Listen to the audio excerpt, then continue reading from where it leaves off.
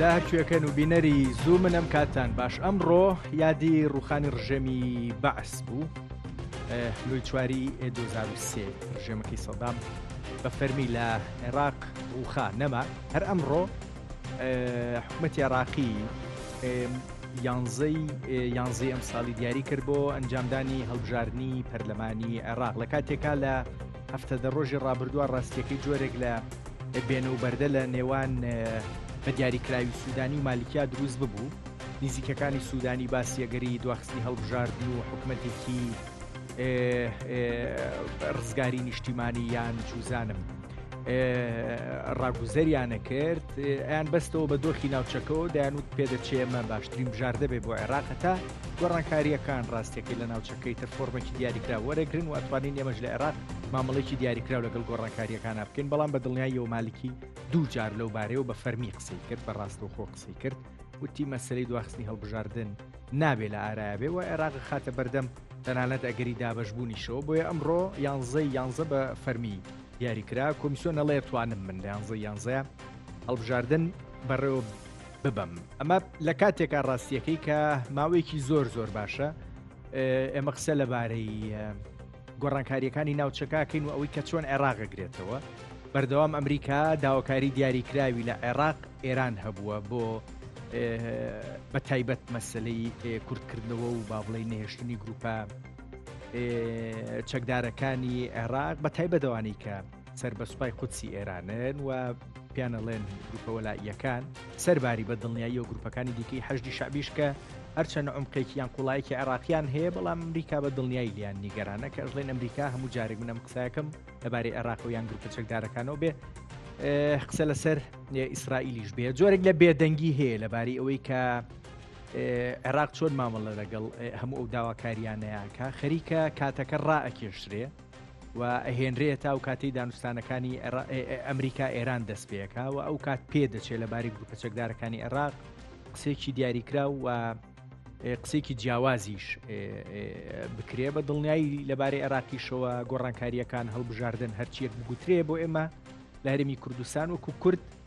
گرنگە و چۆن نەتوانین لەگەڵ پرسێکی ئاوایە مامەڵە بکەین لە کاتێکاوە چەند ساڵێکە ئەمە لەگەڵ حکوومەتی فیدرالیا لە هەڵبەزوودابەزێکی دیاریکراوین و بەردەوام گرفتی دیاریکراومان لەگەڵ عێراقا حکوومەتی ناوەندیە هەبووە و ئەخیر قسەش لە کوردستان ئەگەر هەبێ و ئەگەری یەک لیستی یەکێتی و پارتیەکە گوایە بۆ هەڵبژاردننی پەرلەمانی عێراق ئەکرێ ئیشی لەسەر بکەن من هەموو ئەمانە ڕاستیەکەی هەوڵێم لەگەڵ کاک بابەکرد ڕێی نووسەر گفتوگۆ بکەم مامۆستا سڵاو لێ بێوادارم باشبی خێربەی بۆ زووم مەمنونم لە دوورەوە گفتوگویان کردو یەکەم جارە نزیکە و گفتوگۆکەین پێم خۆشە باس هەم کاتی هەڵبژاردن دیاریکرا هەم دەمێکشە قسە لەبارەی گۆڕانکاریەکانی ناوچەکە و چۆنەتی گرتنەوەی عێراق ئەوە چۆن ئەم شەپۆلی گۆڕانکاریانە دێتە ناو عێراق قسەی زۆری ئەمریکاش داواکاری زۆری ئەمریکاشمان لە حکوومەتی ناوەندی گوێ لێ بووە هەندێکیان پرسی وزە و دارایین هەندێکی دیکە پەیوەستن بە پرسە سەربازیەکان و گروپە چەکدارەکانەوە ئەکرێ مەسەلەن پرسیاری سەرەکی ئەوە بێ کامیان پێشکامیانەکەوێ فریای هەڵبژاردنەکەوین گۆڕانکاریەکان بە شێک لە شێوەکان لە ناوچەکە هەڵەکشێن و بێتە عێراق ئێمە دەست و پەنجە لەگەڵ چ دۆخێکا لە عێراق نەرمەکەین بەڵێ باس ڕاستەکەی ینی من دایمەن ڕێم ئەوە بۆ کە ئەوەی کە چارەنووسی وڵاتێک دیارریەکە نوخبەکەیەتی نوخبە زۆر گرنگە بۆ ئەوەی کە چارەنووسی سیاسی نەکە سیاسی حتا کللتوری و ئەدەبیش دیاری بکە نوخبەی سیاسی عێراقی نوخبەیەکی متکامل نییە نوخبەیەکی کامل نییە بەداخەوە و ئەم نوخبەی عەربیەکەی باس دەکەم ینی کوردەکە جیاکەمەوە نوخبەی عەربی عێراقی بە سونە و شیعەوە نوخبەیەک نەبە کە بتوانێت ئیدارەیەکی باشی عێراق بکە بە درێژایی دروستبوونی عێراق تا ئێستا لە 100 ساڵی ڕابردووە ئەم نوخبەیە جگە لە جەدەری نێوان شیعە و سونە خودی پێکاتەکە خۆشیان نوخبەیەکی متکامل نییە و نەیتوانێت و لە ئاستی پێویستە بێت هەمووان نەزانین کە کاریگەری ئێران چەند لەسەر عێراق هەبووە بە بڕای من خاڵی سەرەکی بە نسبەت پێشکەوتن و دواکەوتنی عێراقەوە ئەوەی ئایا هەژمونی و سەیطرەی ئێران لەسەر عێراق کەمەوێتەوە یا کەم نابێتەوە ئەم هەژمونیە تا ئێستا زۆرە و هەموو دنیا ئەمە ئەزانێ و ئەمریکاش ئەمە ئەزانێ و ئێمەش وەکو کورد ئەمە ئەزانی کەوا هەژمونی ئێران لەسەر عێراق زۆر زۆرە بە کەمبوونەوەی هەژمونی ئێران یاخود حتا بە کەمبوونەوەی هەژمونی ئێران لە ناوچەکەدا لە ئاسی ئیقلیمیە تەسەوری من وایە کە عێراق ئەتوانێت باشتر کارەکانی خۆی بکە و نخبەی عێراقی ڕەنگە ئەم نخبەی بتوانێت لەژێر باڵ و لەژێر سێبەری ئەم هەیمەنێت دەرچێ کارەکانی خۆی باشتر بکە ئەمە تەسەورێکە تەسەور ناکەم منیش لەو ڕۆزۆ دقیق بم بەڵام تەسەورم وایە ئەگەر ئێران دەست کۆتا بکرێت ناوچەکەدا لە عێراق انتخاباتێکی هەڵبژاردێکی باشتر ئەکرێ لە عێراق ئەکرێ گەندەڵی کەم بێتەوە لە عێراق ئەکرێ پرۆژەکان باشتر بچێتە پێشەوە لە عێراق ئەکرێ مەسەلەن شاری بەسڕە و شارەکانی تر بتوان هەنگاو بنێن بۆ پێشەوە لە عێراق ئەکرێ ئەو دوژمنایەتی گەلی کورد کە ئەکرێ لە باغداوە و هەندێک جار خۆ دەزانی چیمان بەسەراتوە هەموو خەڵک دەزانن چیمان بەسەراتوە ئەمە کەم بێتەوە بۆیە پێم وایە ئەوەی کە جەناب باس کرد لە پێشەکی قسەکان تاوەی کە یانزەی مانجی یانزەی انتخابات دەکرێت ئەمە گرنگە بەڵام ئایا خودی انتخابات خودی هەڵبژاردنە سیستمی سەرمایه‌داریە هەنگاوێکی زۆر گرنگە بۆ پێشەوە ئایا هەڵبژاردن دەتوانێت گۆڕانکارێکی ڕیشەیی بکە لە ژیانی خەڵکە من بۆ خۆم پێم وانییە پێم وایە یەکێکە لە ڕێگاکانی سیستمی دیموکراسی خۆشی کۆمەڵێکی زۆر کێشە و گرفتی هەیە کە ئینسان ناتوان لێرە باسیکە بەڵام بەگشتی من پێم وایە عێراق ئەتوانێت هەنگاو بێ بۆ پێشەوە ئەگەر ئەم ئەگەرە بێ خەتی بەژەرەبێنی ئەگەر هەژمۆنی ئێران سەری کەم بێتەوە و ئێران بتوانێت لەگەڵ ئەمریکا بێت تەوافق بکە یاخود بەو شێوەیە ئێستا باسەکەن ترامپ هەڕەشاکە ئێران وەڵامەداتەوە ئەمە بچێتە پێشەوە بە هەنگاوێکی باشتر بە بڕای من ئەکرێ ئومێدەوار بین کە عێراق بتوانێت ئەو هەموو سەرمایە گەورەی کە هەیەی سەرفیکا بۆ ملەتەکەی ئەوەی کە ئێستا بەغدا وێران بوو لە چاو ساڵانی هەشتاکانە کە من خۆم بینیمە این ساڵانی هەشتاکان و هەشتا و من بەغدان بینی و زۆر ئێستا پێشکەوتوتر بوو زمانی سەدام ێزگار زۆر لەبەرەوە یعنی سەرمایەی عێراق بەشی زۆری بە هەدر چووە و لە بینی ئەم نخبەیەدا کە نخبەیەکی بەڕاستی نامێ هەندێک کەلیماتی خراپ بەکاربێن نخبەیەکی ئێزگار دواکەوتوو ئێزگار شەڕانی ئێزگار ناکۆک لەگەڵ نخبەکەی بێ بەڕاستی تر با بڵێن بۆچی گوناحە سەرێکیەکە گوناحی ئێران بێ لەوەی کە عێراق بەم شێوەیە لە ڕووی کۆمەڵایەتیەوە ئاوا لە ڕووی سیاسیەوە ئاوا خزمەت گوزاری بەو شێوەیە پرۆسە سیاسیەکەی بەم شێوەیە ئەنێگەر نخبە سیاسیەکەی خۆت هەر لە سەرەتاوە ڕخنی دیاری کراوە دێک ڕاستیەکەی بۆ بیبەستینەوە بە هۆکارێکی بابەتی وەکو ئێران هۆکارێکی دەرەکی وەکو ئێران خۆن کوڵی لە هەژمونی ئێران ناکرێت بەڵام بەستنەوەی هەموو پرسەکان بەیشەوە تۆزێ ئەوە چێ بێ ئەزای ئاخر نمونەیەکی مێژووی باسەکەم بۆ جەناب و بۆ بیندران مەسەن کاتی خۆی نەمسا یاڵێن ئۆستریا دراوسێ ئەڵمانیا بۆ ئەڵمان وڵاتێکی گەورەیە جەناب دەزانی نەمساش ئەڵمانن ینی ڕئیسی ئەڵمانی سەرۆکی هیتلەر بوو ینی بانجی سەرۆکی نەمسای کرد کە وڵاتێکی بچووکە یعنی واتە عامدی لەگەڵا کردووەکو تحقیری کرد سوکاتی پێکردوتیەوە بڕیاری ئەمە ئەوەی ئەمە واکەین تۆ لەگەڵ وڵاتی ئەمە گەگریتەوە این کابرا حەب تووشی شۆک بوو ئەسن دوای چەند ساڵێک مرد ینی لە خەفەت و لە داخە اینجاری وا هەیە ئەمە معناوانێ من شفاعت کەم بۆ نخبەی سیاسی و دەسەڵاتداری عێراق معناوانە شفاعت دەکەم بۆ نخبەی شیعەی عێراقی بەڵام ئێرانیش بەڕاستی ینی بە هەموو شێوەکان هەوڵی داوە کە عێراق بدۆشێ عێراق بەردەوا بڕوە نەکەر عێراق ینی بکەوازە بین کۆی ئەم منطقەی کە سیر کە لە حوسەکانی یەمەنەوە تاگاتە سووریا تاگاتە لوبنان تاگاتە فەڵەستین ینی ئێران هەوڵی داوە سیستمی داکۆچیکردن لە خۆی لە دەرەوەی وڵاتەکەی خۆی بێ ئەم قسەم زۆر پێخۆشە بەڵام خۆ هۆکاری خودی لە ناو عێراقی شاهەیە بۆی ئێران بتوانێت وا مامەڵە ئەرزیەتەکە وجودی نەبێ ئێران چۆن ناتوانێت بێگومان بۆ لە ئوردن ناتوانێت ڕاستە بێگومان بەڵامیتر ئەوەش ڕەنگە بڵێن تۆ ئێساکەڵێ مێژون و زیاد کەسێکە شیە کاتەوە کە تۆ لە شتێک بۆ وایە شتێک وایە بێ بڵێن بۆ وایە ڕاستە میجەنابیش ڕاستە بێگومان نخبەکە خۆشی لاواز بووە مەمەکە خۆش لە ئاسی مەطلوبان نەبوو لە ئاسی پێویستان نەبوو هەر پرۆژە ئێرانیەکەی بەدڵە بەڵێ بێگومان هاتنە سەر هەولێر سەرکردن لەگەڵ ئێمە کەسی ڕێفراندۆم ڕەخمی ئەوەی ڕێمان چێ لە سەری یعنی ئێران تەحتیمی کرد ئێران تێکیە و قەسفکردنی هەولێر و لێدانی هەولێر و زۆشتی تر لە وڵاتی ئەمەکە بووە علاقە بێران وەڵا باسی پەیوەندیەکە شت کرد لەگەڵ هەرێمی کوردستانە ئەوەی لەگەڵ حکومەتی ناوەندی مەبەستمە و پێم وە بێ ڕنگڕوویەکی سیاسیدایە سیاسی بوون ئەوانی کە لە عێراقەوە بەرامبەر بە هەرێمی کورسانەکرا بە پرسە داراییەکان بە پرسەکانی دیکەوە بەڕێی من بەڵێ بێگومان ینی وەکووتمان باسمان کرد نخبەی سیاسی عێراق نخبەیەکی سەرکەوتو نەبووە زەکە تۆ مقارنێکە بە نخبەی سیاسی ئینگلیز بۆ نمونە لە وڵاتی ڕەنگە مقارنەکە تۆزێک ئەوە بێ ینی مبالغەی تا بکە وڵاتێکی ئەوەی کە 1000 ساڵە سیستمی هەیە وڵاتێکیش کە 100 ساڵە سیستمی تیا هەیە نییە ینی بەڵام لە وڵاتانە مەسەرەن لە فترێکی زۆر کەمە حکوومەت دەگۆڕێ سەرگۆزریان دەگۆڕێ ئەوە ئەنی دەگۆڕێ ینی بڕیارە وتە پێوتێ پۆلیسی میکین ینی سیستمی دروستکردنی بڕیار کە گرنگترین مۆزوع لە علمی سیاسەتە سیستمی دروستکردنی بڕیار بە ئاسانی بڕێوە چێ لە وڵاتە سیستمی دروستکردنی بڕیار زۆر ئالۆز و قورسە بۆ چونکە هەم نخبەکە خۆی نخبەیەکی خاوەن فەرەنگی باڵانیە هەم تەداخلی خارجیش کاریگەری بۆ سەری هەیە ئەوەی کە لەگەڵ کوردی کردیان بەڵێ بێگومان یعنی ئەوەی لەگەڵ کووردا کردویان ئەوەی کە لەگەڵ ئەمریکا کردویان ئەوەی کە لەگەڵ فەلەستینەکان قساکەن جادار هەڕەشاکەن ئەوەی کە لەگەڵ سووریادا نوعی قەلەقییانتیا بوو بدایەت یعنی ئەمانە هەمووی کاریگەری هەیە بۆی کە کاریگەری من پێم خۆش بوو باسی مەسلەی قورسی دروستکردنی بڕیارت کرد لە عێراق چونکە ڕاستیەکەی مە چەند ڕۆژی ڕابردوو باسیشم کرد جەدەلێکی دیاریکراوە لەبارەی کردنی هەڵبژاردن و دواستنی هەڵبژاردن هەبوو مەسلەی حکوومەتێکی ڕزگاری هەر سوودانی خۆی سەرۆکاتی بکاوە نزیکەکانی سوودانی باسییانە کرد بەڵام مالکیش بەردەوام جوابی هەبوو ئەم جەدەلە و ئەوەی کە یەکسەر ئێمە ئەپەڕینەوە بۆ دیاریکردنی کاتی هەڵبژاردن وەکو بڕیارێکی سیاسی ئەگەر سەیری بکەین پێت وایە ئەکرێ هێشتان سەرباری دیاریکردنی کاتی هەڵبژاردنەکە ئێمە جەدەلەکە ناکۆکیەکە لە نێو ماڵی شیعی لە نێو بەیتی شیعی هێشتان گوازرابێتەوە و ئێستەشبوونی هەبێ شتێکی وا لە بینی کوتلە دیاریکراوەکانی چوارچەوەی هەماهەنگی و ئەوانی دیکەیە نەگۆڕابێ بەدڵنیایە بەدڵ پێم وایە و جەدەلە باقیە دیاریکردنی ڕۆژی هەڵبژاردن معناوانە کە جەدەلەکە کۆتایی هاتووە معناواش نییە کە ئەکرێ ئەوەش بڵێن شەر نییە جاری وایە لە وڵاتە زۆرش لەگۆڕێ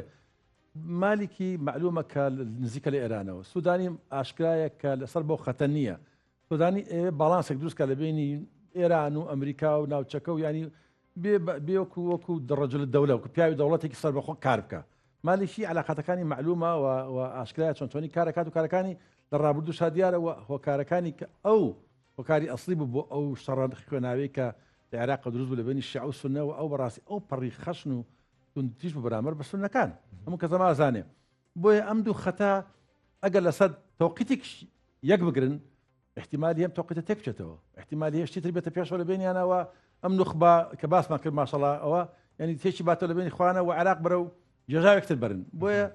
من بەش بە حاڵی خۆم هێدێکی وان بە نخبەی سیاسی عێراقنی و کاتی خۆش لە 2005 قسەمان سەر کردووە کە ئەم نخبەیە بەڕاستی نخبەیەکە کە لە ئاستی پێشخستنی وڵاتی عێراقانیە و بەتایبەتی ئەوە بڵین کە نخبەی سیاسی شیعە زۆر لەم ئاسەدا ئاسێکی زۆر خراپی هەیە کە نەیتوانیوە سەرنجی وڵاتەکە ڕابچێش نەیتوانی کە وڵاتێکی یەکگرتو دروست کە نەیتوانی کە تا ئێستا لە عێراقا ئەوەی کە پێوترێ هەنگاوێکی جدی بۆ پێشکەوتن هەم لە ئاسی سیاسی هەم لە ئاسی ئابووری هەم لە ئاسی بنیادنانەوە بنێت و لەگەڵ کوردیشە وەکو خۆداگار لێ هەموو خەڵکاگەری تا ئێستا ئێمە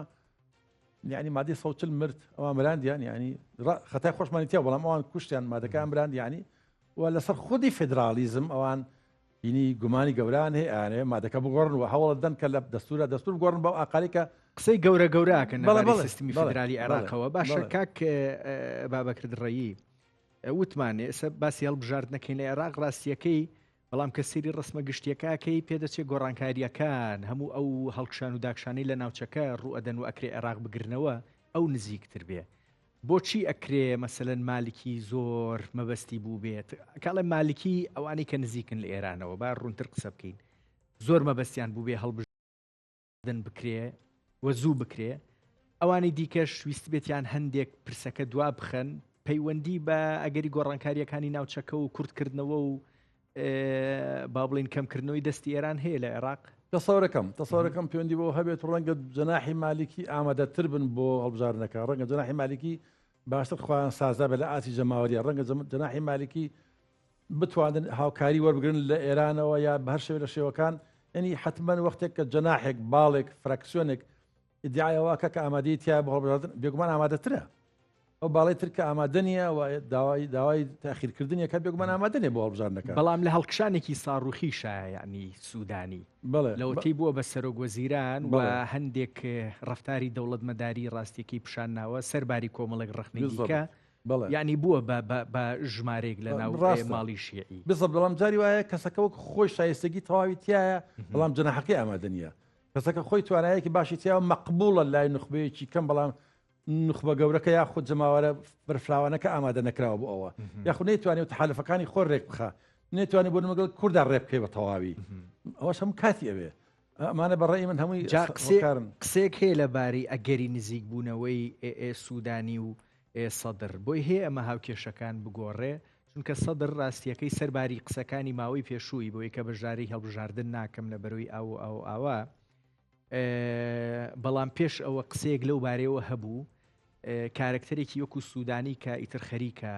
مەقبولە بێ بۆ دەرەوەش لەگەڵ جەماوەرێکی دیاریکراوی تۆکمەی عێراقی سەدر پێدەچێ بەڵەوە خاڵەتی گرنگە بەتابەتی کە سەدر زۆر زیاتر لەوەی کە بیەوێ لە ئاستی ئیقلیمی و ئێرانیە شت بێ لە ئاسی عێراقیە ببێتە فیگەرێکی دیار فیگەرێکی مێژووی فیگەرێکی گۆڕانکاری خواست فیگەرێکی ڕیفۆرمیز فیگەرێکە ئەوێ بۆ نمونە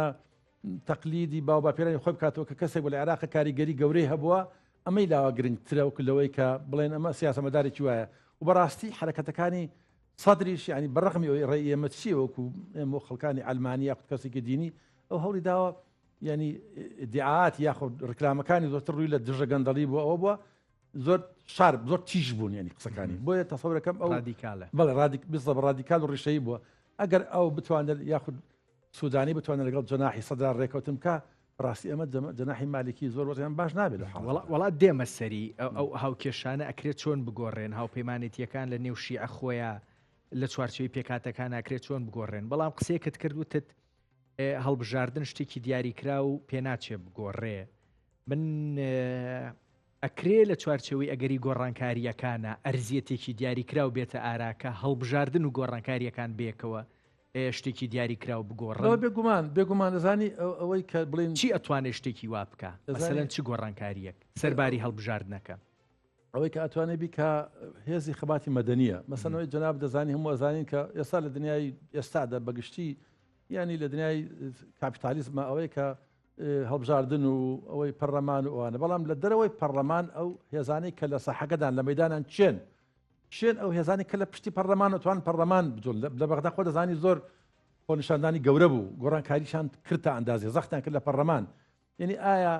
هێزێکی هوشیاری جەماوەری هەیە لە دەرەوەی پەرلەمانی عێراقی بتوانێت زەقت لە پەرلەمان بکە هێزێکی ئەلمانی هێزێکی یەکگرتووی تێکەڵ لە ئەلمانی و ئیسلامی میان ڕەو هەیە بتوانێت ئەم پەرلەمانە پاڵ پێوەنێ بۆ ئیسلاحاتی ڕیشەیی هێزەکەی بتوانێت بۆ نمونە ڕێگر بێ لە پەسەندکردنی ئەو قانونی کانوێک چینۆ ساڵ لە پەرلەمانی عێراقیا بە شوو بدەن مەسەلەن هێزێک هەیە ئین تەسەورەکەمنەوەی کە چۆن لە کاتێک مێزێک هەیە بۆ مفاوەز گفتوگۆی سەرکەرەکان جەنەڕاڵەکان دانیشن لە دەرەوەی مێزەکە چەند لەشکریان هەیە ئەوە بڕیارەدا لەسەر مێزەکە چیە وترێ ئەمە بۆ پەرلەمانی عێراقی بەڕێی من ڕاستە لە پەرلەمانە بڵێن ئەگەر هێزێک حیزبێک فراکسیۆنێک 100 پەرلەمانتاری هەیە ئەگەر لە دەرەوە بتوانێت مەسەن 5 میلیۆن کەس کۆکاتەوە یا 2 میلیۆن کەس کۆکاتەوە لە دەرەوەی پەرلەمان بتوانێت کاریگەری دابنێ ینی تەسەورەکەی من ئەوەیە کە دێمەوە سەری نخبەی سیاسی عێراقی نێتوانێت لە ئاسی جەماوەری و ئەحزابی مەدەنی و یاخود منەظەماتی ڕێکخراوی مجتەمەعی مەدەنیە بتوانێت کاریگەری دابنێ لە وڵاتانی ترا یعنی ئەمانە زۆر ئاسانی کۆکراوەوە کاری بۆ کراوەوە ئیش لە سەکراوەوە کۆمەلگای مەدەنی بەقەدەر ئەحزابی سیاسی هێزی هەیە بۆیە توانێت گۆڕانکاری بکات کاک بابەکر باسی خۆپشاندانەکانت کرد جوڵانەوەی تشرین بە دیاریکراوی ڕاستیەکەی لە هەڵبژارنی پێشوە هەندێک کورسیشیان هێنا بەڵام هەستەکەی دوای ئەوە جۆرێک لە دامرکانەوە هەبوو هیچ پەیوەندیەکی بەوە هەیە کە عمقێکی یان قوڵاییەکی دیاریکراوی دەرەکیشیان بۆ دروست نەبووە بۆ وەکو جۆرێک لە پاڵپشتی سیاسی چونکە خۆتە زانی بەگشتی هێزە سیاسیەکان لە عێراق پابستێکی دیاریکراویان بە دەرەوە هەیە ئەم بۆ تورکیا و بۆ ئێرانەوانەی تر بۆ عمقێکی عەرەبی دیاریکرا و چوزانم ئەمریکا و بەریتانیا بە دڵنیاییەوە هەن هەر بەڕاستی بۆی هەیە ئەرزیەتێک زەمینەیەک دروست ببێ کە هێزە مەدەنیەکان بتوانن سەرباری قوتە ناوخۆیەکە ئەگەر بە هێنانی چەند کورسیەکیش بێ جۆرێک لە قوڵایی هەرێمی و دەرەکیش بۆ خۆیان دروست بکەن بۆمانەوە ئەبێت ئەگونجێت ڕێتی ئەچێت ئەوە بکرێت شتێکی باشە بکرێت بەڵام بە تەسەوری منەوە قسەی جەناب دێ سەباسیەکەی ئەوەیە کە لەم وڵاتەی ئێمەدا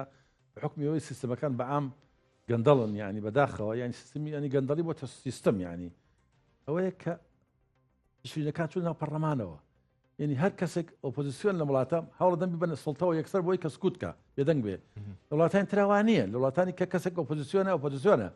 با ئەو خەباتی مەدەنی خۆی بکە ئەم خەباتە مەدەنی قازانجی هەیە بۆ دەوڵەت قازانجی هەیە بۆ سیستم قازانجی هەیە بۆ پێشکەوتن لە وڵاتی ئێمەدا تشرینەکان بنە پەرلەمان و کابرا سکوت دەکا معاشێکی 15 ملیۆنی وەرەگرێت تویتر سکوت دەکا بەشەر وایە بەشەر زۆرتری بەداخەوالی هاتو ینی وەختێک کە تۆ لە کوردستانیش هەروایە 4 کەس ئۆپۆزیسیۆن پۆستێکی پێدەن و کە سکوت دەکات و تەواو خوا حەفیز لە هەموو شتێکانی لەبەرەوە بە تەسەوری من کۆی سیستەمەکە نایەوێ زەختێک هەبێ ئەوەی کە فارس پێ دەرپاین زەختێک هەبێ لە ژێرەوە زەخت لە حکوومەت بکە حەزیان لەوە نییە پیان وایە ئەمە بێتە مایەی فەزحکردن بێتە مایەی عیبدارکردن بێتە مایەوەی کە دەوڵەت لاواز بێ دەوڵەت زەعیفکە کە بە بڕای من بالعکسە من لەگەن نمونێک بێنمەوە بۆ جەنابەت بۆ بینەران لە بەریتانیا شتێکی بەناوی پێوتری ڕیفیوجی کانسڵ شورای پەنابەران 30 ساڵ چه ساڵە هەیە شورای پەنابەران داکۆچی لە پەنابەرانەکە ڕێز و حرمەت و مەکانەی ئەم شورای کۆمەلگای مەدەنیە ینی لە ڕخایش کۆمەلگای مەدەنیە و دامەزاو لەو کات ساڵ زیاتر ینی ڕێز و تەقدیری ئەم منەظەمەی بەقەر وەزارەت هەیە لە بەریتانیا هەر شتێک ئەو ڕێکخراوی ریفیوجی کانسڵ بیڵێ وەزارەتی ناوخۆ یا هۆم ئۆفیس ڕەفزی ناکە زۆر کەم ڕەفزیەکە چونکە متمانەی هەیە پرسایی هەیە زەختەکە لە حکومەت دەڵێ حکومەت ئەم کەسە تعزیب دراوە لە عێراق بۆ نمونە یا لە فڵان شوێنە تکایە لە جووی پەناهەندەی بدەرێ حکومەت ڕەفزی ناکات چونکە ئەم منەظەمەیە لە تەجروبەیەکی چەند ساڵیە توانیوێتی حرمەتی پیا بکە ڕێزە پیاکە لە وڵاتی ئێمە نەخێر کەسێک لە ئۆپۆزیسیۆنە وەک فڵان کەس وەک فیسار کەس کەسێکی باشە ئەفکاری باشیە دەڵێ کاکە وەرە حکومەتەوە تۆ وەرە پۆستێک دێن و معاشێک دێن و تاوە کابرا کۆتایی پێدێ کاک بابەکردڕێی باسمان لە ساڵیادی ڕاستیەکەی کەوتنی باسیش کرد ئەگەر ئەم پرسی هەڵبژاردن هەم مەسلەی ئەگەری گۆڕانکاریەکان لە چوارچێویی گەورەترا بۆ عێراق باس بکەین قسە لەسەر پرۆسە سیاسیەکە بێ تقریبان پرۆسێکی سیاسی تەقلیدی سەرپێکەوتووە لە عێراق و لە دوای 2023 لە 2005 بە نزیکەی و مەسلەی دەستور و ئەوانە ئیتر ئەمە ئەڕوا تقریبان گرفتێکی وای بۆ دروست نەبووە نە شەڕی داعشتێکی ئەیانە پرسەکانی دیکە نە ئەو هەموو کوشتارەی بینیشی ئەو سونە جۆرێک لە تەوافق و بێدەنگی و ئەنی هێمنیەک لە پرۆسە سیاسیەکە هێمنی بە معنای مانەوەی تەوافقاتەکان نەکەین بۆی هەیە ئەم گۆڕانکاریانەی ئەم ئاخیرە ئیتر کە ئەکرێ بێنە عێراق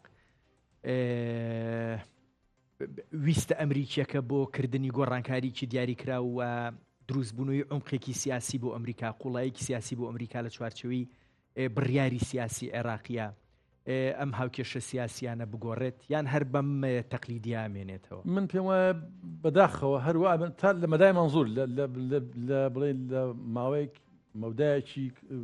مامناوەنجیە بۆ خۆی مێنێتەوە بەڕێی من نازانم بۆ مەودای درێژ ینی بڵێن بۆ 20 ساڵی کە بەڵام تەسەوەرمەوە 5-6 ساڵی کە 10 ساڵی کەش عێراق تا ئەم نوخبەی هەبێ تا ئەم خاوەنانی هەبێ هەروە بێ بەداخەوە بەڵام باسی ئەوەت کرد کە ئەمڕۆ یادی ڕوخانی بەعسە کە بە تەسەوەری من ینی ئەوەش حەقە تۆزە باسی بکەین چونکە بەعس یعنی ڕێگۆڕیشەکانی ماون بەڵام خۆشبەختانە ئیتر هەم لە ڕێگای دەستوری عێراقیەوە لە دەستورە ئەحزابی تایفی دەغەکراوە بە پێی دەستور بە پێی قانون لە پەرلەمانیشە هەر حزبێک قانونێکە بە ناوی ڕێگەڵکێشانی بەعس اختصاص البعث بەڵێ بتە ڕێگەڵکێشانی بەعس ئەوەش پسند کراوانی بە پێی دەستور بەعس تەواو بووە بە پێی قانون بەعس ناتوانێت بە پێی وەزئینا خودی خۆی بەعسیش کە بۆتە انشقاقاتی تەکەوت و ئەویش تازە شکستی خوارد و کۆتایی پێهاتووە مە خەبەرێکی خۆش یعنی هەروە لە ئاسی جەماوەریش بەعس لە عێراق هەنی نەماوە یعنی نفوزی نەماوە کە بڵێن ئێتە ناو معادلەکانەوە بەڵام ئێستاش ئەمە ڕەیەکە تازە لە هەندێک لە میدیاکان باز دەکرێت کە احتیمالی هەیە بە حکمی ئەم وەزعەت طائف کە دەتوانێت طائفی یعنی عەرەبەکان پێڵن طائفی ئەوەی کە مەسەڵەن کورد سەرۆکۆماری بردووە شیعە سەرۆکۆزیرانی بردووە سونە مەسەلەن سەرۆک پەرلەمانە بە ئەوان پێڵن لەوانەیە هێزێکی عروبی قەومچی قەومی عەرەبی بێتەوە ناو ساحەکە یەکێکە لە تەسەوورەکان یعنی چونکە ئینسان حەقە باسێکی لێرە ئەمەش احتیمالێکە کە بێ حسابی بۆ بکرێ ئەوە بۆ خەڵک ڕێگەلی کۆبێت خەڵک ماندوو بووە لە مەسەلە شیعەگەری ماندوو بووە لە سونەگەری ڕەنگە پێشا خۆش ئەرزیەتەکە زیاتر لای کامیان وەکو پێک هاتە وتت عەرەبیە بێ بەڵام خۆ لە ناو سونەیە زیاتر ئەرزیەتێکی لە ڕەنگە هەردوو لایەن ڕەنگە حزبێکی ئەلمانی قومی عربی لە هەردوو لا چونکە خۆ دەزانی لە هەردوو لا خەڵکیان ناڕازیە بەڵام بە تەسەورە بەعسیەکە نا نەنا زۆر میان ڕەوتر زۆر نەرمتر بە ناوێکی ترەوە جاران هینە بگوایە جێشی نەقشبەندی هەبووە ئەم جەشی نەقشبەندی ئەمان هەر بەعسیەکان بە بەڵام بە ناوی جەشی نەقشبەندیەوە دواتر جەماعەتێکترە من جەماعەتی جگرەکەی سەدام ئەمانیش هەبوون یانی ساوان نەماون خلاصە مەزەندەی ئێمە لەم مناسبەی کە 22 ساڵ تێپەڕێ بەسەر ڕوخانی بەعسا باس لەو بکەن مەزەندەی ئەوە هەیە کە باسیکەم بۆ نخبەی خۆمان مەزەندەی ئەوە هەیە کە حزبێکی قومی عەربی لە عێراقا دروست بێتەوە دوای بێئومێدبوون لە هەردوو جەناحی شیعە و سوننی عێراقی کاک بابەکرد ڕێی باسمان لە ویستی ئەمریکی کرد لە چوارچێوی گۆڕانکاریەکان لە ناوچەکە بۆ کەمکردنەوەی دەستی ئێران هەژمونی ئێران لە عێراق و ئەوەی کە دووبارە ئەمریکا هەندێک بتوانێت بێتەوە شتێک سەرروکار لەگەڵ سیاست لە عێراقا بکەوە بڕیارە سیاسیەکانیش ئیتر هەندێک نزیک بێ لەو تەسەوڕەی کە ئەمریکا بۆ داهاتووی ناوچەکە ئێوێ بە عێراقیشەوە ئەمریکا لە ڕووی سەربازی و بە درێژکراوی دۆخەکە با بڵێن لە عێراق تقریبەن ئەکرێ ئەم ئەرزیەتی بۆ دروست بوو بێ و هەوڵی بچووکردنەوەی گروپە چەکدارەکان و تێکەڵکردنیان بەهێزە ئەمنیەکانەیە پێت وایە دەرفەتی مەسلەی سیاست و هەڵبژاردنیش بقۆزێتەوە بۆی بتوانێت ڕنگڕێژێکی دیاریکراوی بەسەر سیاست لە عێراقەوە ئیتر بۆ دروست ببێتەوە و ئەکری ئەسڵەن لە عێراقە ئامرازێکی دیاریکراو هەبێت جا حزبی سیاسیە پێکهاتەکانی عێراقن بە سوننە و بە شیعە و بە کوردەوە یان ئەوەی تۆ باست کرد لە جوڵەی مەدەنی و ئەوانە بکری ئامراز بن بەدەست ئەمریکاوە بۆ ئەوەی دووبارە لە ڕووی سیاسیەوە بتوانێت بێتەوە عێراق و هەژمونە ئێرانیەکە گەر نەشی بڕێکەمی بکاتەوە بەڵێ بەڵام پێم وایە من پێم وایە کە ئەمریکا محاوەی خۆی کات بەڵام ئێستا ئێمە ڕووداوێکی گەورە لە منتەقا هەیە ئەویش کە گفتوگۆی یا بڵین یا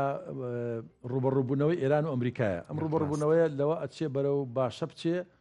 هەردوو لە گوایە گفتوگۆکەن لە عەمان لە فلان شوێن لەوە ترامپ بەڵێ ئێمە گفتوگۆکەین ئێران دەڵێ ئێمە ئەیکەین نایکەین ینی ئێمە لە حاڵی ڕووداوەکەداین ئێستا حاڵی حاضر ئەگەر ئەم وەزعا بەرەو ئەوە بچێت کە ئێران و ئەمریکا گفتوگۆ بکەن و بگەنێت اتفاقێک بێچێت بە دڵنیایی وێچێت لە بەندەکانی اتفاقەوەی کە ئەبێ ئێران دەستی لە عێراق کەم کاتەوە بڕای من ئەوە یعنی چونکە ئەگەر چۆن ئێستا بەزەخت لە فەلەستین کەمیان کردەوە بە فشار و لە سووریا کەمیان کردەوە و لە لوبنان کەمیان کردەوە لە عێراقش کەمێکەنەوە تۆ پێم بڵێ ئێران بەمە ڕازیە بێت چونکە پێدەچێت لە ڕووی جوگرافیای سیاسیەوە لوبنان پرسێک بێ سووریا پرسێک بێ تەنانەت یەمەن پرسێک بێ بۆ ئێران بەڵام دراوسێتیەکە عمقێکی جوگرافی زیاتر بۆ قدرەتێکی زیاتر بۆ ئێران دروست بەڵام من باس بەڵێ ڕاستە بێگومان وایە بەڵام باسمان کردەوە کە ئەم نخبەی سیاسی عێراقی خۆ نخبەیەک نیە ئەوەندە لەسەر ئەساسی پرەنسیپ ینی پشتی بە ئێران بەستە بێ جاوەڵامە دێمە سەر ئەمە حەزەکەم بە قوڵتر سەیریکەین مەسلەی کاریگەری گفتوگۆکانی ئەمریکا و ئێران لەسەر عێراق ئەکرێت چی بێ بەڵام باسم لە ئامرازی دیاری کراو کرد کە ئەمریکا بتوانێ شتێک بک بۆی لە ڕووی سیاسیەوە بێتەوە ناو عێراق ئەکرێ سوننە وەکو پێکهاتە و وەکو نزیکیش لە عمقە عەرەبیەکە قوڵاییە عەرەبیەکە کە زیاتر ئێستا ئەکرێ وڵاتانی کەندا و نوێنەرایەتی بکەن و لە جۆرێک لە پەیوەندێکی شلەتێنان لەگەڵ ئیسرائیلە ئامادە بن یان هەویرێکی باش بن بۆی ئەمریکا بتوانێت جۆرێک لە هاوسەنگی لە ڕووی بڕیارە سیاسیەکان لە عێراق بەرامبەر بە ویستە ئێرانیەکە دروست بکە تەسەورەکەم ینی تەسەور وایە کە ئەمریکا هەوڵدات کە نخبەی سیاسی سوننە هام بدا بەرەو بەشداریکردن لە دەسەڵاتی عێراقیان ڕێکەوتن لەگەڵ حکوومەتی بڵین لەگەڵ شیعەیە بەو ئاقاری کە ئەمریکا پێخۆشە بۆ ئاقاری کە بڵین سیستمی ئێستای دنیا پێخۆشە سیستمی ئەمریکی کە سیستمی زاڵ لە ئەمریکادا بەڵام بۆی کە ئەم نخبەیە تا چەند تێئەگا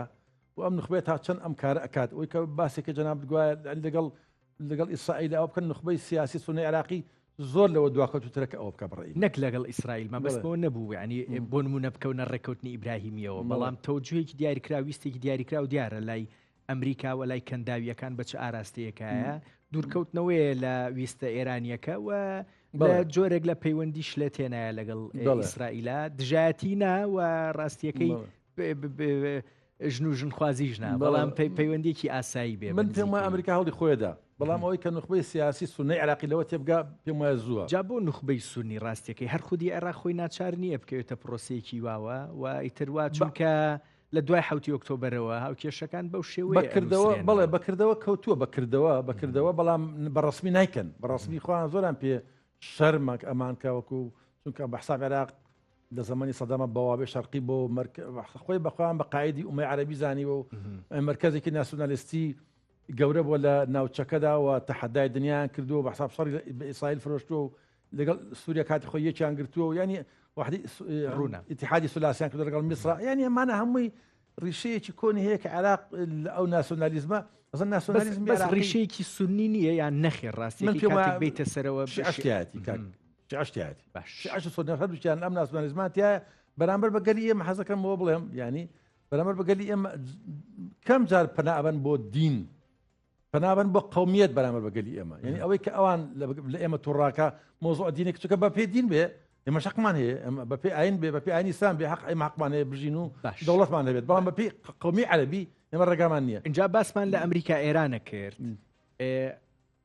سەرباری ئەوەی کە ئەکرێ ئەو تەوەجوهە و ئاراستەیە کە ئەکرێ ئاراستەیەکی باڵێ ناسیۆنالیست بێ وە لە نێو شیعەشا هەبێ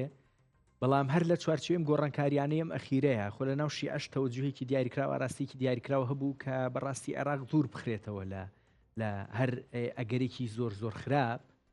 بە دوورکەوتنەوە لە ئێران و ئیتر هەڵکردن لەگەڵ و گۆڕانکاریانی ناوچەکە بۆیە لە ناو شیعەشا ئەکرێ ئەمریکا ئەرزیەتێک زەمینەیەک بدۆزێتەوە بۆ ئەوەی بتوانێت جێپی خۆی سیاسی تەسەورە سیاسیەکانی خۆی بێنێتەوە ناو بەڵێ بێگومان ئەمریکا هەوڵی خۆی دات و وەکو بیستم بۆ قسەی بکەم تەواو نەکرد ینی نخبەی سیاسی شیعەش ئەو نخبەی لە ئەساسی پرەنسیپ و قەناعەتەکان نییە کە ئێرانە پەیوەندی کردو جۆ لە ئێرانەگرێ مۆزۆکە هەم بێتوانایی نخبەکە خۆیت هەم باشێکی مەسلحەتە ڕەنگە لەمە لێ ئەخۆن یان لێ خۆی ئیسفادەی لێکرد مەسەلەن بە شارع وەرەگرن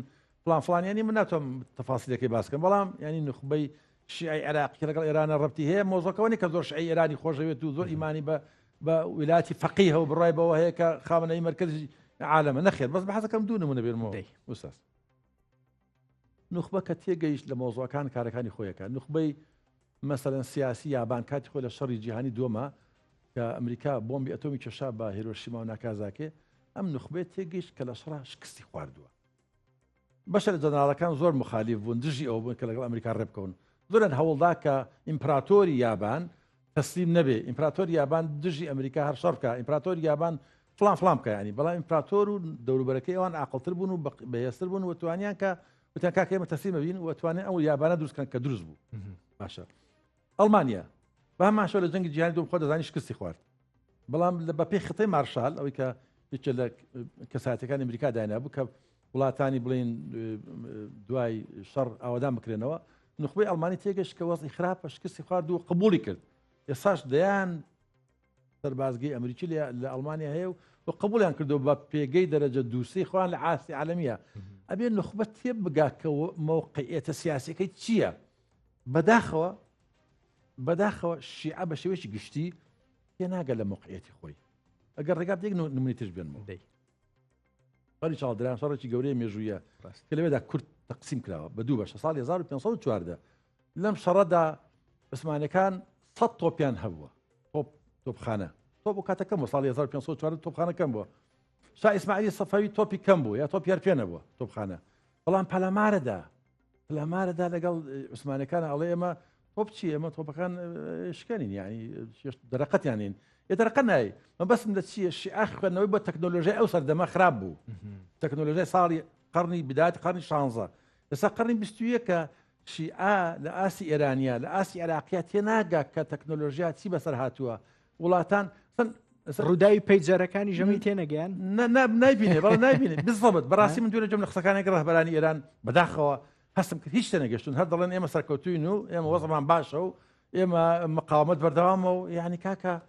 بەڕاستی لە دنیا کتراژین بەداخەوە ینی خۆمە خراپە بۆ گەلی ئێمە پەیوەندی بە تێگەیشتنە ئایدۆلۆژیەکەەوە نییە سیرکردن ئایدۆلۆژیە بەڵێ بەشێکی تێگەشتنەکە ئەوەیە کە قەهرەمانسازی ینی خۆیان پیان وایە ئەم ڕۆحا کە ئێمە کاتی خۆی شەهید بووین و ئیمام حوسێن شەهید بوو ئێمەش قارەمانین و شەهیدە بین و شەهیدیش بین هەریش نابێت هەر دنیا بەرەو پێشەوە ڕوا باش باسی ئەرزیەتێکی شیعیمانە کرد زەمینەیەکی شیعی کە ئەمریکا بتوانە ئیشی لەسەر بکە و لە چوارچوی هەڵبژاردن و پرۆسی سیاسی لە عێراق ومانایە ئیتر هەندێک پاڵ بە ئێرانەوە بنێ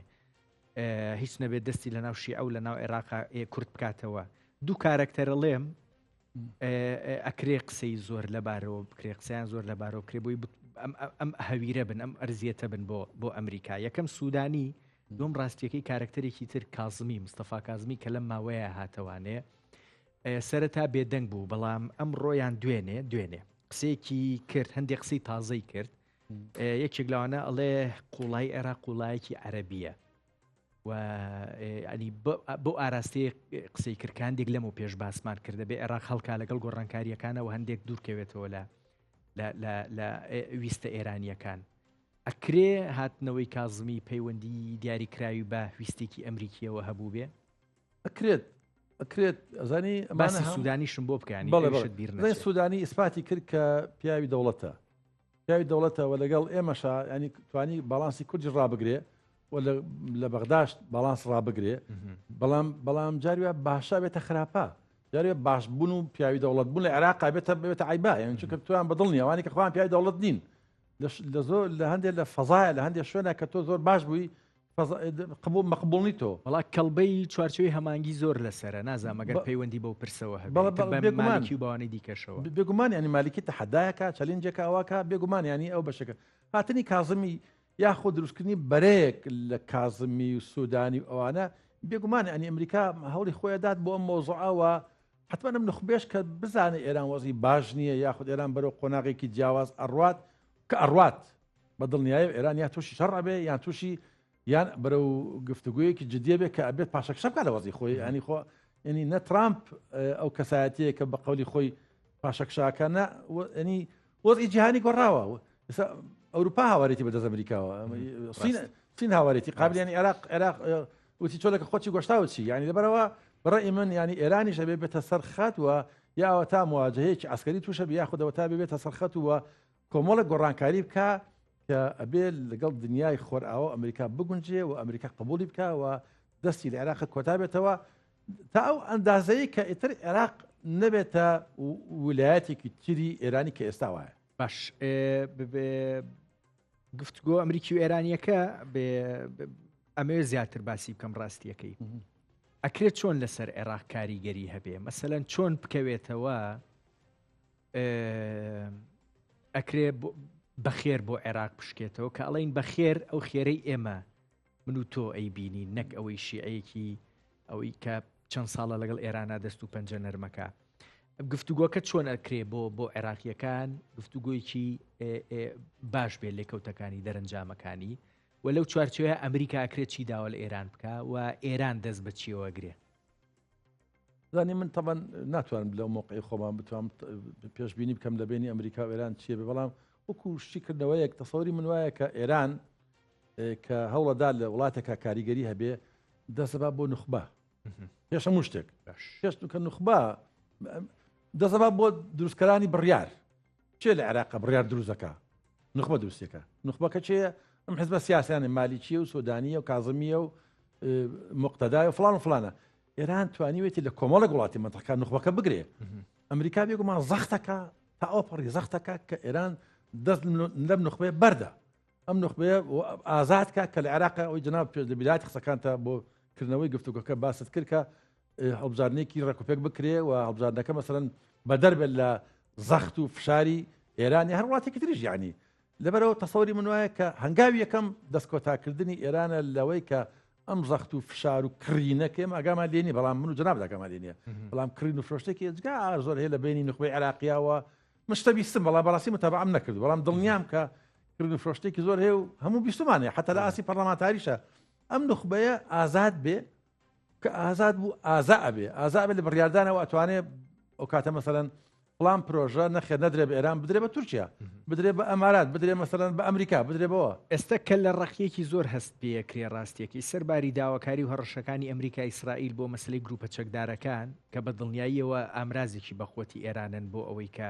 کۆنتترۆلی بڕیاری سیاسی و سەربازی لە عێراقا بکە بەڵام ڕاستیەکەی جۆرێک لە بێدەنگی و هەندێک جار جۆرێک کە لە ڕەقیش ئەبینین بۆ ئەوەی کە نەتێکەڵ بە هێزت ئەمنیەکانە کرێنەوە نەشتێکی لەو بابەتە ینی شتەکان بە ئاراستی ئەوەی کە ئەمریکا ئەوێ ناڕوە ئەسڵەن راپۆرتی دیاریکراوی ڕۆژنامەوانی ئەم ڕۆبیا دوێنێ بوو ئەڵێ لە ماوەی پێشووە ئەسڵەن ئێران هەندێک موشکی داوە بە گروپە عێراقیەکان کە پێشتر ئەسڵەن نەیداوە بۆ گروپانەوە ئەمە پێشهاتێکە یەکەم جارە ڕوئەیە جا قسەکە لەبارەی ئەوەیە ئەکرێ ئێران و گروپە چەکدارەکانی عێراقیش هەندێک زیرەکانە مامەڵیان کردبێ ماوەی ئەگەری هەڵوەشانەوەی حەشدی شەعبیان درێژ کردبێتەوە تاوەی گفتوگۆکانی ئەمریکا ئێران دەست پێکا بۆی ببێ بە یەکێک لەو کارتانەی ئێران بتوانێت مامەڵی پێوە بکە و بە ئەگەری مانەوەی گروپە چەکدارەکان بمێنێتەوە یان نا ئەم پرسە زۆر ڕێتیە چێ زۆر ڕێتیە چێت و گوجرام دەڵێ ینی کەم باس نخبام کرد مەبەستم لە بێگومان لە هێزە چەکدارەکانیشە زای کێشەیەکی گەورەی ئەمریکا لە وڵاتانی وەکو ئێمەدا چییە؟ پێشەکەوێت تۆ لەگەڵ حکوومەتێکی مرکزیات تعامل ناکەی ئێستا ئێران بۆچی مەقبوڵە تا ئەندازەیەکی زۆر لە گفتوگۆدا لە وڵاتانی لە ئەمریکا ینی نانویسە بڕوخێ بەڕاستی نانویسە بڕوخێ ینی ئەوەیە کە ئێران حکوومەتێکی مرکزی هەیە کە هیچ کەس ناتوانێت بەرامبەر حکوومەتەکە قسە بکە وام حکوومەتە توانیت کۆنتترۆلی هەموو جمگەکان بکە و ئەوەی کە پێوتری ئینسانهای ئستیخواندار پێوی ئێسقانداری تیانێشتۆ لە حکوومەتەکە لە ئۆپۆزیسیۆنیشتیان هێشتووە ئۆپۆزیسیۆن ئەوانی کە سێ سەر کۆمارە لە ماڵەوەن جناب دەزانی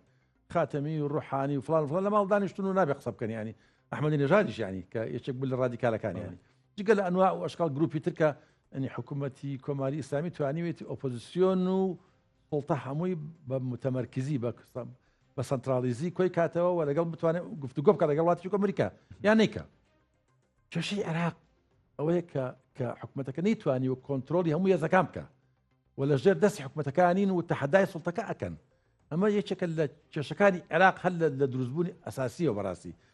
ئەمە کارەساتە بۆ مەسەن تۆ لەگەڵ عشرێتەکە قسە بکەی بۆ نمونە ئێم عشرێتە کە سێ سەرۆکی هەبێ یان چواری هەبێ قسە لەگەڵا ناکرێ ناکەیتە قەرار کاک بابەکر ئەم گروپە چەکدارانە کە ئەمریکا سوورە لەسەر ئەوەی ئیتر کۆنتترۆل بکرێن ئەکرێ بەشێکی باشیان بچنە ناو هێزە ئەمنیەکانەوە و چارەسەر بکرێن بەو شێوەی کە ئەمریکا ئیخوازێ بەڵام هەندێکیان سەرباری گفتوگۆکانی ئەمریکا ئێران و ویستەکان بۆ ئەوەی ئیتر چارەسەر بکرێن بەڵام هەندێکیان نەخێر هەر بەو شێوە بمێنەوە ئەگەری گورزێکی سەربازی دیاریکرا و چوزانم جوڵێکی سەربازی پێکدادانێکی ناوخۆی لە ناو شیعەکان و گروپە چەکدارەکانە چوزانم ئەگەرەکان کراون لەو بە دڵنیایەوە کراون بەڕێی من ینی هەم عقلانیت ئەبینیت عقلانیت هەندێک جارێ زەختا بێ وەکو یابان باسم کرد عقلانیت حاکم بوو کە زەختی ئەمریکا زۆر قمبەری زەڕێی پێشەشاری تریانی تێگەشتن کە وەزەکە ئەوە هەیە جاری باش عقلانیت حاکم نییە جناب دەزانی بەشێکی زۆر لە مێژووی بەشەر بە ناعقلانی ڕۆیشتووە ئەزانی من بۆ ئەم نمونەیەم باس کرد ئەو کاتەی کە تەحریری شام ئەچوو بەرەو دیمەشق سوودانی لێدوانەکانی دیار بوو کە بە ئاراستەی تقریبان ئەوەی ناومان ناپیاوی دەوڵەت و نوری مالکێی وت ئێمە نابێ ڕێبین و ئەبێت تەدەخول بکەین ئێم عقلیەتە گەربێتە سەر مەسەلەی هەڵوەشانەی گروپە چەکدارەکان بە دڵنیاییەوە جیاواز بیرەکەنەوە پێدەچێ بەڵێ من موافقی ڕێیەکەی جەنابتم کە هەردوو ئاقارەکە هەیە پلەی ئەو گەرمی ئەو گەرمی کە ئەمریکا زەختەکە چەندە ئەو پرێشەرە چەندە ئەو زەختە چەندە ئەمە دەریەخات کە ئەمانە چەند تێگەن لە مۆزۆکە وەکو باسمان کرد نمونەکانی کە باسم کردوە نمونەی تریشەیە ینی ئەمانە کە تێبگەن مۆزۆکە زەخت نییە زەختی ئەمریکانی مۆزۆکە عقلانیەتە ینی تۆ چی ئەەکەی بەم هێزەوە ینی تۆ ئەوە ئیسرائیل لەگەڵ فەلەستینەکانە وەزەکەیەتی تازە چیت پێکریت بە ناکرێت و مۆزۆکە ئەوەیە کە ئیسرائیل قبول ناکات تۆ مەسەن حەماس لە ساڵی 1996 52 کەسی بە قومبەلە کوشتووە لە ناو ئورسەلیم لە ناو قودس یعنی ئەمە نەتەنیا وێنە سڵتەوە ئەم کابرای ئێستا ئەمە ڕئیس وزەراکە ئەوان هێنایان ئەمان چەپەکان لە حکم بوون ئەمان بە تەقانەوەی قومبەلە لە ناو قودسا هێنانەوە بە سڵتە غەڵەتیان کردیانی لەبەرەوە بە بڕای من ینی ئەوەی کە ئەمریکا زەختەکە ئەم زەختی ئەمریکا تا چەنە و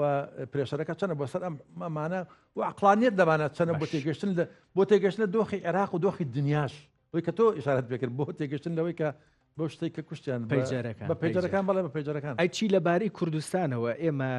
هەم لە بەردەم هەڵبژارنەکەین هەم لە عێراقیەکەین ئەکرێ گۆڕانکاریەکان بیان گرێتەوە و ئێستا قسێکی دیاریکراویش لە بینی پارتیۆکێتیایە بۆ ئەگەری یەکلیستی ئێمە بەڕاستی چۆن لەو نێوەندەیە هەم بۆ عێراق هەم بۆ گۆڕانکاریەکانی ناوچەکە تێبگەین مامەڵە گونجاوەکە چۆنە بەڵام من ئەوم خبرم زۆر پێ باشە کە یەکێتی پارتی بێکەوە دابەزن ینی بێکەوە ببن بە یەکلیست یعنی ئەمە شتێکی باشە بەڵام ئەم دابەزینە بە یەکلیز نەبێت تەمای ئەوەی کە و دەربخرێ کە لە کوردستانە کێشە نەماوە و ئەم دوو حیزبە کە یەکیان گرتو بۆ اتفاق لەگەڵ حکوومەتی عراقیانی بۆ انتخاباتەکەی تر هەموو شتێک بۆتە شامی شەریف و کۆتایی بەشتەکان هاتووە یعنی ئەمە کارێکی باش لە بەرامبەر چی بکرێ گەروابێ یعنی ئێمە هێزی دەرەوەی پارتی یەکێتیمان هەیە ئەوەی یەکێتی و پارتی بە لیستێدا وەزن و چوزانم پێدەچێت ڕویایەکی دیاریکراویان بۆ مامەڵەکردن لەگەڵ بەغایە هەبێ بۆ داهاتوو کە پێشتر جیاواز بوون بە دڵنیاییەوە ئەی لە بەرامبەرە هێزەکانی دەروی پارتی یەکێتی چی بکەن زين پێش بێ مەسەرەوەی کە هێزەکانی دەرەوەی یەکێتی پارتی چی بکەن ئەو باسی ئەو بکەن کە ئەگەر ئەمان بێکەوە بچنە بەغدا معناوە پەیوەندی هەیە بە دۆخی ئێرانیشەوە لەو حاڵەتەدا مەسەرەن کە دۆخی ئێران تێکچێ یان گۆڕاکاری بەسەرا بێ و کاتە یەکێتی پارتی لێکتر نزیک بنەوە بێگومان یعنی و کاتە هێزەی اقلیمیەکان کاریگەران کەمتر بێتەوە لەسەر هێزەکانی کوردستان لەو حاڵەتە شتێکی باشە ئەمە شتێکی خەبەرێکی خۆشە کە یەکێتی پارتی بێکەوە بچنە بەغدا و لەوێ مەسەرەن ئەگەر 80 پەرلەمانتەر 70 پەرلەمانتەریان هەبێ لەوێ یعنی بۆ گەلی ئێمە باشە بۆ گەلی ئێمە باشە و کاتە مەسەرەن دۆخی موچەوان نامێنێ دۆخی پێشمەرگەوان نامێنێ مادی 140 ئەوەی کە لیان ساندوی لە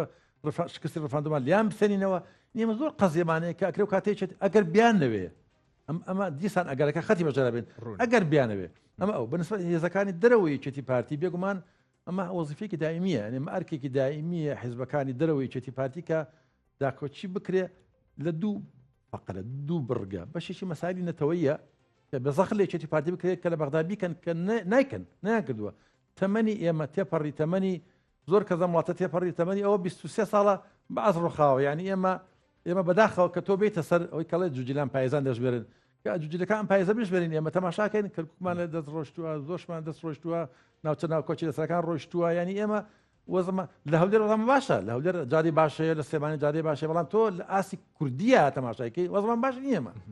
لە جەلەولا ئەمنیەت نییە لە فڵان شوێن ئەمنیەت نییە ئاسایش نییە هێزەکانی دەرەوەی ئەم دوو حیزبە گەورەی ئەبێ وەک هێزێکی ئۆپۆزیسیۆنی بنیاتنەر کار بکەن ڕۆژەی باشان هەبێت و لە ئاسا قومیەکەدا ئامۆژگاری بکەن و پرۆژە بدەن لە ئاسی کۆمەڵاتیە بێگومانەوە هەموو خەڵگەزانێ ئێستا پێویست ناکەم و جەنابی قسە بکەن خەڵک خۆیان زانێ ئەساسیاتەکان ئەساسی ژیانی کۆمەلگا ئابوووریە بێ ئەساس ئابوووریەکە بۆ ڕێکخەن بۆی تەنزیم بکەنەوە بۆی دابین بکەن باقەتەکان تریشی ئیتر پێشخستنی وڵاتە و وڵاتی ئێمە لە باری هەیە وڵاتی ئێمە لەسەر یەک ئۆقیانوس نەوت و غاز و ئەوەیە کە ینی ئەکرێ زۆر پێش بکەوین بە بڕوایم نەکرێت زۆر پێش بکەین و حیزبی ئۆپۆزیسیۆنیش تەسەوور ناکەم پێویستکە ئێمە قسان بۆ بکەین خوا نەزانن سپاس دەکەم بابەکرد ڕێین و سەر گەلێک سپاس دەسوەش ڕێستێ هەیە بە دوعا